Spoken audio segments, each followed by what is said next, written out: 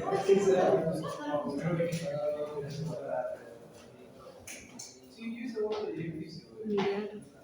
no sé, chicos, como les digo, yo aquí sí no voy a intervenir. Mejor prefiero que se toma arbitraria de mejor medida, si se toma o no. Lo primero que va a preguntar el doctor, ¿usted tomó de la mañana? Sí, pero he tomado cuatro opciones y de la mañana. Entonces, depende de yo no voy a intervenir. Mejor. Total, igual ya, bueno, ya van a mandar ¿qué memorándum? Memorándum es como una amonestación, una observación.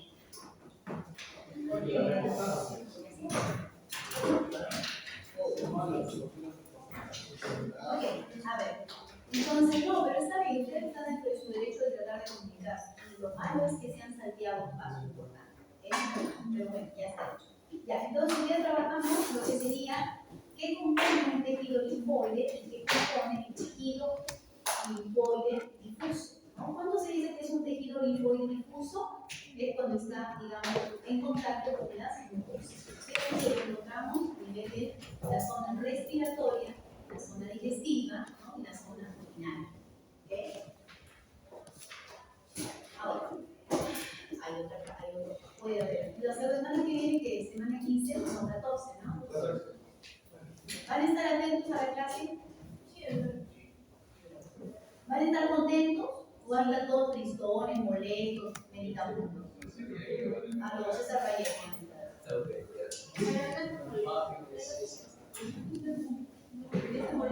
Yo no me puedo molestar. Yo debería de molestar. Por mi salud mental, por mi salud mental,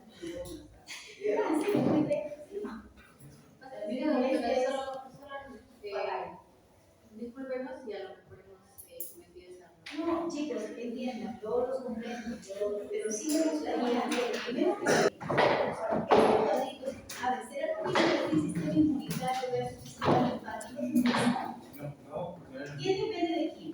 ¿Quién es una parte de quién? Claro, el linfático es una parte del sistema inmunológico. ¿Cuál es la principal función del sistema inmunológico?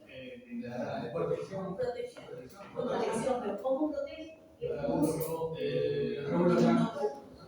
Produce que anticuerpos, ¿correcto? Tiene que producir anticuerpos y hacer reacciones antígenos-anticuerpos, ¿correcto? Pero esas células, digamos, esas células presentadoras de antígenos, ¿de dónde lo sacan? Células del sistema linfático, ¿no es cierto? En el sistema linfático justamente están esperando su oportunidad, así como los jugadores trabajan, de poder entrar a la cancha. En la zona del sistema linfático. ¿Sí? O sea, por ejemplo, en el sistema digestivo, ¿dónde están? Están en la lámina propia. Esas células que forman parte del sistema linfático están esperando allí en lo que es la lámina propia. Y las principales células que están dentro de la lámina propia, en función de formar parte del sistema linfático, justamente son los eosinófilos y los. ¿Qué más? Las células plasmáticas. Y eso ya lo vimos la semana pasada. ¿Ok? Bien. Entonces, nosotros tenemos sistemas inmunológicos primarios y sistemas inmunológicos, órganos linfáticos primarios, órganos linfáticos secundarios. ¿Ya? Y aquí marcamos algo importante. Nosotros tenemos células madres hematopoyéticas. Las células madres hematopoyéticas tienen dos formas de convertirse. O bien se convierten en una célula progenitora mieloide, o bien se convierten en una célula progenitora linfoide, ¿no? Si el camino es irte por tu mieloide, ¿qué es lo que vas a tener como resultado? Primero, esta célula progenitora mieloide tiene la capacidad directa de producir una célula presentadora de antígenos, en este caso son las células dendríticas, ¿correcto? Las dendríticas, ¿bien? Pero también tiene la opción de dispersarse en otras células, en la famosa célula progenitora granulomastocito, ¿cierto? Esa célula progenitora granulomastocito para dar lugar a dos células. ¿A cuáles células? A los neutrófilos y a los macrófagos. Que antes de ser macrófago, ¿qué fue? Monocito, ¿ya? ¿Okay? Y de forma más independiente, pero ese monocito también tiene la posibilidad de convertirse en macrófago o irse a formar y formar una célula dendrítica. ¿Sí? Estoy definiendo lo que estoy hablando. ¿Ya? O sea, el macrófago se puede. Sí, también se puede diferenciar en célula dendrítica, que es una célula presentadora de antígenos. ¿Ok? ¿Ya? Por otro lado, ¿no? De forma más independiente, salen de las células progenitoras mieloideas o mieloides van a salir el eosinófilo, el basófilo, ¿correcto? Ya de una forma mucho más independiente, ¿ok? Igual como sucede, por ejemplo, para el megacariocito, ¿no? Que primero se forma un megaloblasto, ¿no? Y ese megaloblasto se prolifera y forma un megalocito, ¿ya? ¿Ok? Listo. Entonces, y la otra opción es que haya una célula progenitora eritroide, ¿cierto? La célula progenitora eritroide es para que en algún momento se transforme en eritrocito glóbulo. ¿Ok?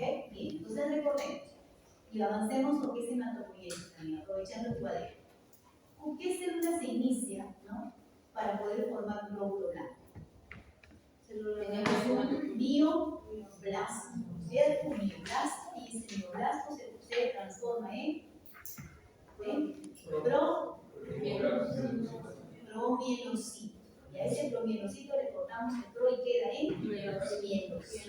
Luego ese mielocito se transforma en metamielocito, ¿cierto? Y ese metamielocito se puede ofrecer en el neutrófilo, es el famoso callado o amastonado, ¿cierto? Sí, o en cinta también llamado, ¿no?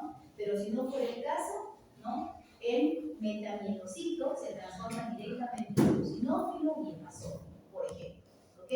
Ya. Hablemos del camino que siguen los hematíes. Empezamos por un proeritroblasto.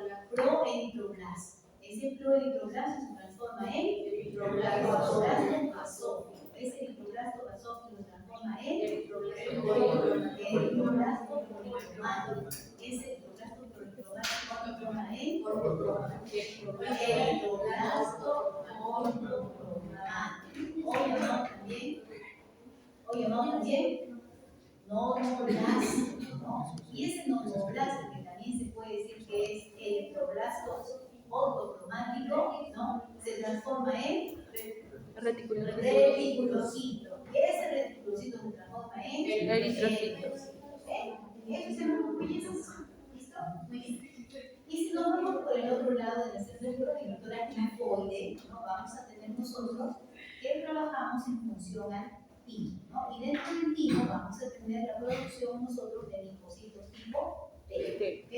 Y fuera del timo, obviamente, estamos en función de los linfocitos tipo B, ¿ya? Pero fíjense ustedes que otra vez aparecen las células de antígeno, ¿no? Las principales células presentadoras de antígenos, ¿cuáles son? Las hemolíticas, ¿qué más? Los macrófagos, ¿qué más? Los mastocitos, ¿no? Son las principales células. Ya, bien. Ya, de esto está como me llamo, ¿no? El neutrófilo. Recordemos neutrófilo. Esa cantidad de gránulos que tiene el neutrófilo están hechas a base de gránulos que tienen actividad antimicrobiana, antiinflamatoria y enzimática. ¿Ok? Listo. ¿Cuál es el principal componente del neutrófilo que tiene actividad antimicrobiana? Mieloperoxidasa. La mieloperoxidasa, pero no es la única. Las La mieloperoxidasa tenemos la defensina ahí, no. La defensina no es efecto antiinflamatorio. La elastasa y la otra es la defensina defensina, correcto. Ahora, con acción antiinflamatoria, ahí sí viene la lactoferrina. ¿Y qué más? no. Proteínas, también proteasa también, ¿no? ¿Qué más?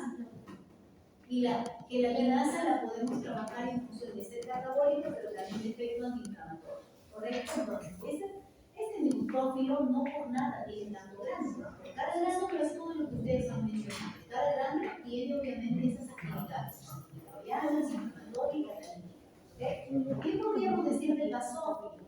A ver, en el basófilo, ¿qué encontramos? Las H's, ¿no? Histamina, heparina, para bien pasar.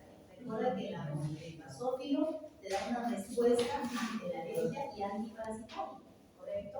¿Ya? Bien, luego tenemos el mastocito, ¿no? El mastocito, ¿dónde se produce? ¿Dónde se produce el mastocito?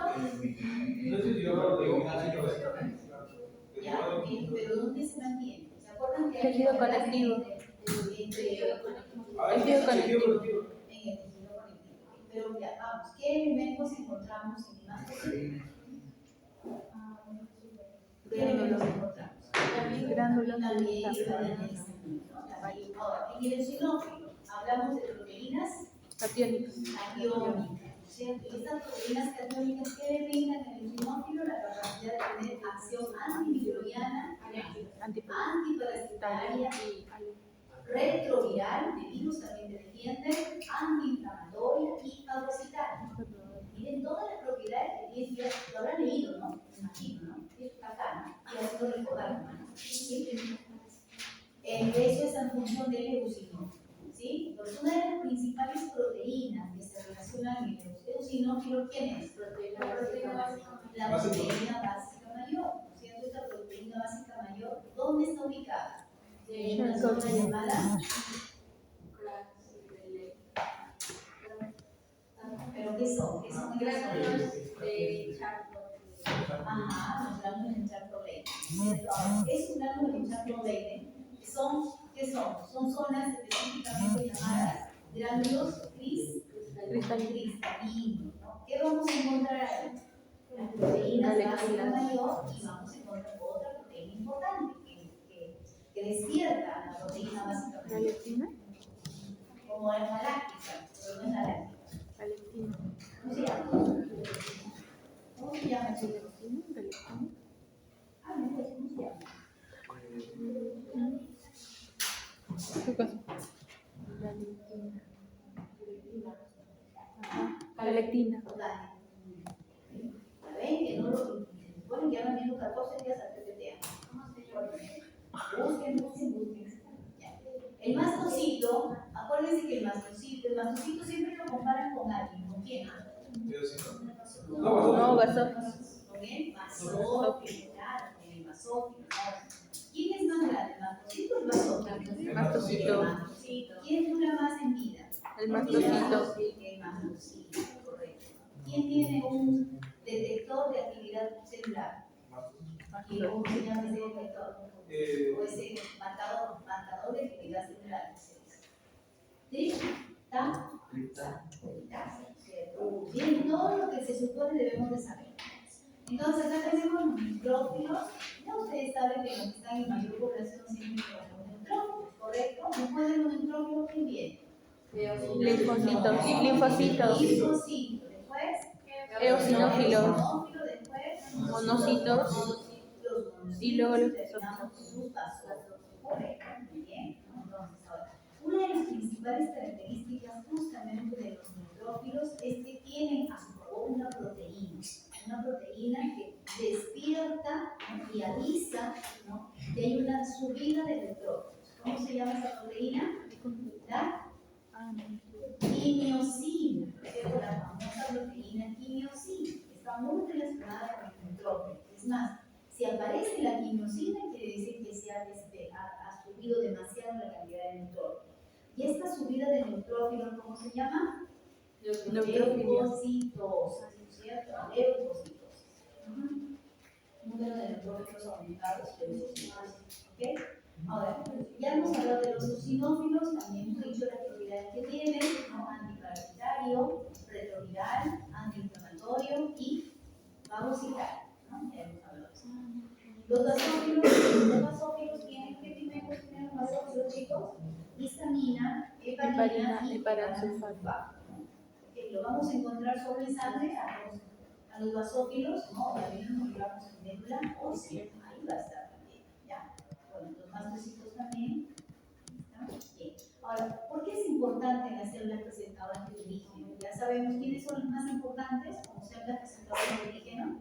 Las células dendríticas, los mastocitos y los macrófagos. ¿correcto? Son las principales, ¿ya? Ahora, recuerda tú de dónde salen, ¿no? Mira, las células dendríticas salen tanto de las células mieloideas como de las células linfoideas, ¿correcto? Los monocitos y los macrófagos como descendientes salen de las células mieloideas. Bien, entonces, aquí nosotros tenemos, jóvenes, dos estructuras o dos conceptos importantes. ¿Qué significa MHC. A ver, mientras Complejo mayor de histocompatibilidad. complejo mayor de histocompatibilidad, de los cuales tenemos dos, ¿no es cierto? Uno de tipo 1, tipo 2. ¿Cómo se dice que es el tipo 1? ¿Qué células abarcan el complejo mayor de histocompatibilidad tipo 1? Eso se hace para atacar células infectadas por virus y tumorales también. Ya. Son cualquier tipo de células que tengan núcleo, incluyendo las plaquetas, para el 1. Pero para el 2 son las células presentadoras de antígeno. ¿Sí? La del 2 es en función a las células presentadoras de antígeno. ¿Ok? Entonces, eso es lo que tenemos que marcar aquí en la PPT. ¿Sí? No se conformen, chicos, con lo que dice la PPT, digamos un poquito más. Es importante, si no, no lo van a entender esto. Bien, entonces, ¿cuál es la importancia? ¿Qué es lo que tenemos que agradecer de las células presentadoras de antígeno? ¿Qué es lo que hacen? Vienen, secretan proteínas, y esas proteínas van a atraer, van a llamar la atención de las células de defensa. Exacto, entra de la primera función que tienen, ¿no? Otra función que tienen son altamente fagocitarias, ¿no? O sea, son fagocíticas, se comportan por esta propiedad que presentan. Y generalmente recuerden qué tipo de complejo sería acá. Si es en función de las células presentadoras de antígeno. Complejos de histocompatibilidad mayor, claro, están relacionados a dos. Pero también es importante entender que van a haber estas moléculas o estimuladores necesarios para la activación de los linfocitos de cooperadores. Son esas tres principales propiedades. Se relacionan con linfocitos T, se relacionan con complejos de histocompatibilidad número 2, ¿no? Y secretan proteínas para atraer a las células defensoras. Son las principales características. Bien, vamos a los linfocitos. Los linfocitos creo que propiedades o características histológicas sabemos bastante, ¿no? De los linfocitos, ¿ya? Ahora vamos a la clasificación, ¿no? Los linfocitos se presentan en linfocitos B, linfocitos T, ¿no? Las células linfoides innatas y natural killer también, ¿cierto? Bien. Ahora, nosotros hablamos sobre lo que sería inmunidad tumoral y celular, ¿correcto? ¿Cuál de las dos se relaciona con una inmunidad celular? Linfocitos T.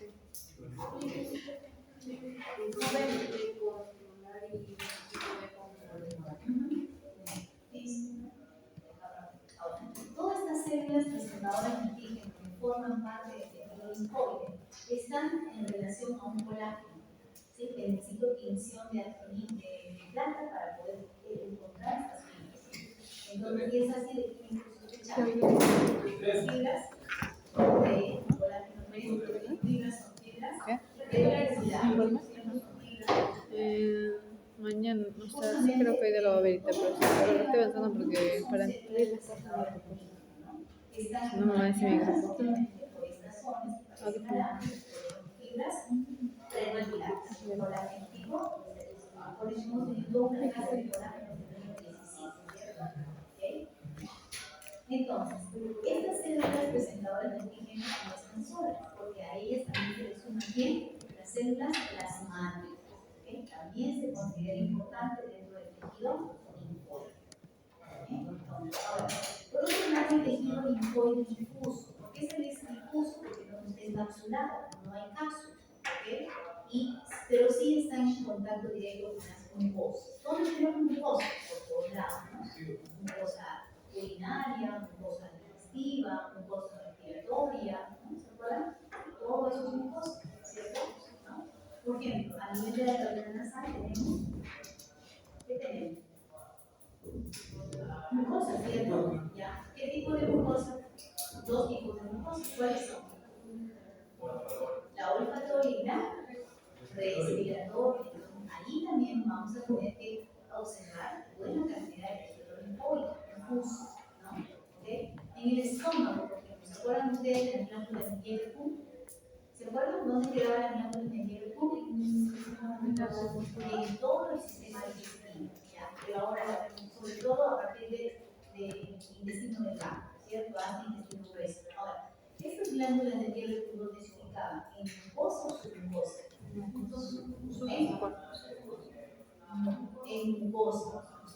mucosa, ahí están las glándulas del hierro, que eran glándulas tubulares, tubulares simples.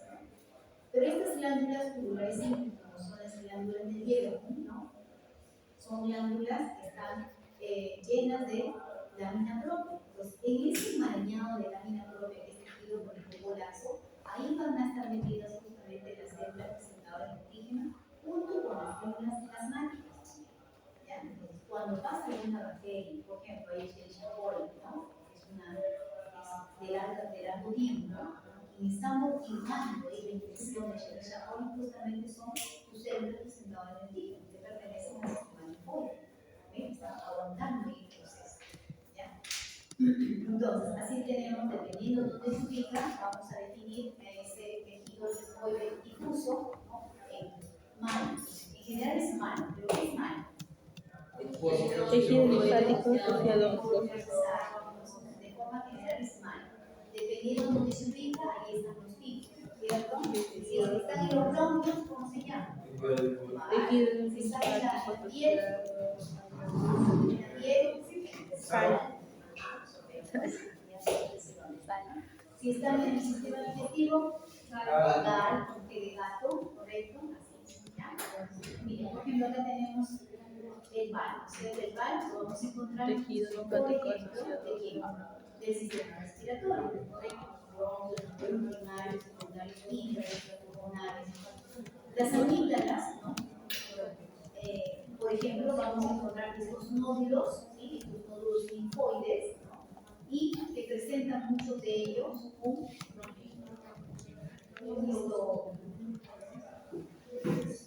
centro determinativo, ¿no? Pueden presentar centro determinativo. Y están obviamente tapizados por el epitelio polisacrificado plano no queratinizado. O sea, el mismo epitelio de tu esófago, el mismo epitelio de la vagina. ¿Okay? Ese tipo de epitelio vamos a encontrar que está revistiendo la amígdala. Ya sabemos que hay tres zonas de la amigdaliana, ¿no? Vamos a ver cuáles son. Las placas de Peyer, chicos, ¿ya? Son nódulos, los cuales cuentan con son nódulos secundarios porque cuentan con un centro germinativo. ¿Ya? ¿Dónde lo vamos a encontrar? En la zona de la submucosa, de toda la zona del intestino, sobre todo a nivel específicamente donde en la tercera parte del intestino delgado, tercera parte final del intestino delgado. ¿Cómo se llama la tercera parte final del intestino delgado? Y luego vamos a tener también folículos linfáticos aislados que tranquilamente pueden estar, digamos, dispersos en la zona de la submucosa.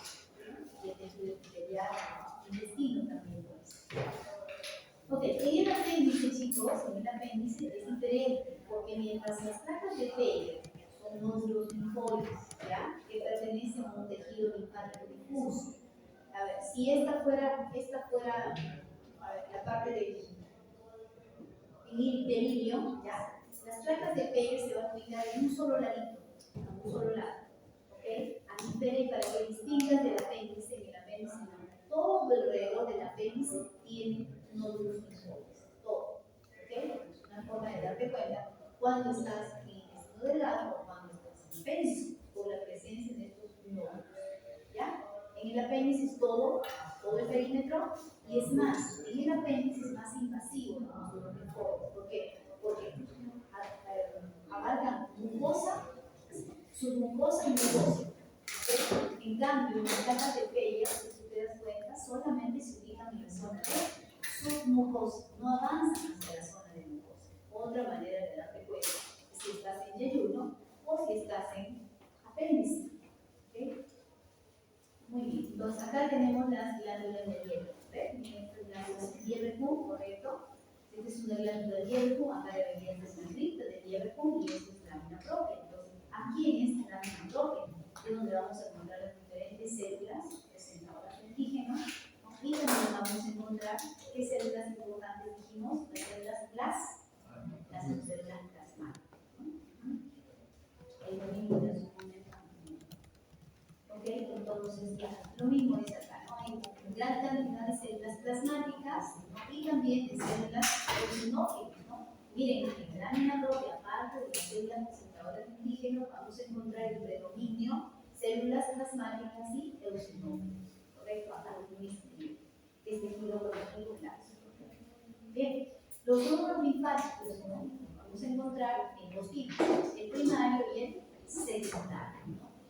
Definamos las características propias de un nódulo linfático secundario. Va a presentar dos zonas importantes. Una zona central, jóvenes, que se dice que es el centro germinativo, ¿cierto? El centro germinativo. Características, tiene una tinción basófila bien suavecita, muy suave. Y alrededor de esta zona llamada centro germinativo vamos a encontrar el manto o la corona. ¿Para qué? Para los linfocitos B, ¿no? Para que empiecen a proliferar puros linfocitos B. Entonces, los linfocitos B son los que están alrededor del centro germinativo. ¿Ok? Ahí vamos. Muy bien. ¿Qué más tenemos aquí? ¿Qué otras células vamos a encontrar dentro del centro germinativo? Obviamente las células dendríticas, que son células receptoras de antígenos. Vamos a encontrar linfocitos T dentro del centro germinativo. Y obviamente pues la función es defensa, ¿no? Lo mismo que hace un momento. Bien. Entonces acá tenemos las amígdalas. Las amígdalas, chicos, las vamos a tener en sectores y por eso decimos que hay amígdalas faríngeas y otro tipo de amígdalas. ¿Linguales? Las palatinas y las linguales, ¿correcto? En toda la zona de las amígdalas vamos a ver eso. Todas las amígdalas están tapizadas por esos nódulos. También el tipo de momento, el criterio policertificado plano no queda. Y esta zona de apertura es la cripta amigdaliana. Acá, por ejemplo, no se ve mucho, pero si esto fuera más separado de, diremos que esta es la cripta amigdaliana. ¿Ok?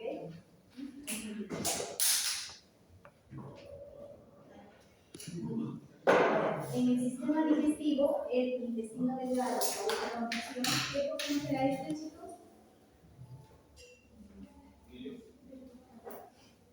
Claro, sí, ¿no es cierto? Sí. Pero ya estamos acercándonos a pénice, ¿no? Pénice, porque miren, el pénice nódulo debería mantenerse acá, pero ¿dónde está yendo?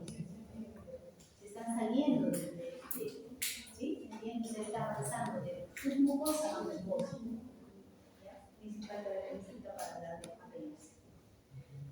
Bien, ¿qué tenemos acá? Aplicación clínica de la enfermedad llamada hematoma. ¿Qué es un hematoma? Es un linfoma no Hodgkin, ¿no? ¿Qué cosa altera el linfoma no Hodgkin?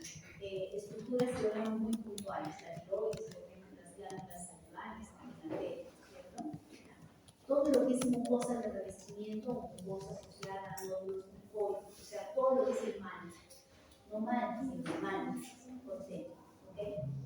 ¿Qué vamos a ver ahí? El origen etiológico de dónde proviene este hematoma, ¿no? Puede ser por alguna infección, por el virus que mencionamos hace un momento, ¿no? Por el síndrome de Sjögren, donde se ve la presencia de estereostomía, y por la tiroiditis de Hashimoto. Entonces acá se va a observar bien la excesiva proliferación de tejido, ¿no? Y estas hipertrofias en la zona del mismo tejido. Y bueno, acá tienen sus marcadores específicos cuando debemos pensar que es un hematoma, esos son sus marcadores específicos. Igual acá la alta proliferación de las células, demasiada cantidad de células, y poco estrógeno, poco tejido conjuntivo de soporte. Bien, chicos. Entonces, acá y acá es importantísimo. Al analizar bien este cuadro, podemos a ver, ¿qué tenemos aquí? ¿Qué podríamos decir acá? ¿Todos tienen cápsula? A ver, cuéntenme mientras que. ¿Todos tienen cápsula? No. ¿Quién no tiene cápsula? Lógica. Hemos dicho, por eso se llama difuso. Porque la cápsula no hay nada que lo delimite. Por eso es difuso. Entonces, el que no tiene es el manto. ¿Cierto? ¿Qué cosa es manto? Y ahí derivan los demás. ¿Cierto? Bien, ¿qué otra característica muy resaltante de esto? A ver. Médula. ¿Todos tienen médula? No, ¿cierto? Los únicos que tienen médula obviamente son los glándulos linfáticos y ¿qué más? Y el timo. ¿Listo? Ahora, el endotelio, miren, la vénula del endotelio alto, esto lo voy a ver solamente en el mal y lo voy a ver en la final. Pero en el vivo y en el paso no veo eso. ¿Vale? Entonces, el endotelio el endotelio vale. Y de bronco, vale. Vénula. ¿Cuál profe? ¿Vale?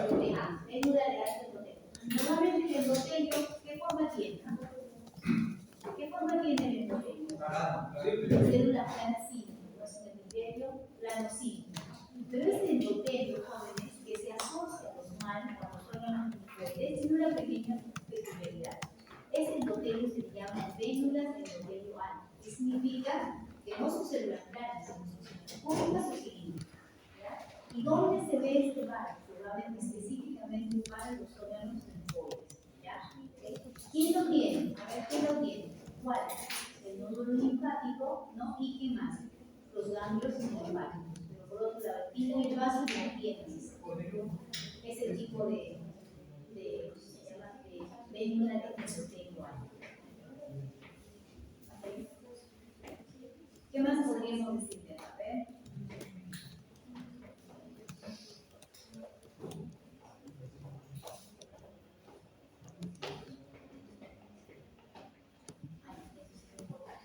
Ok, miren, acá hay algo importante que dice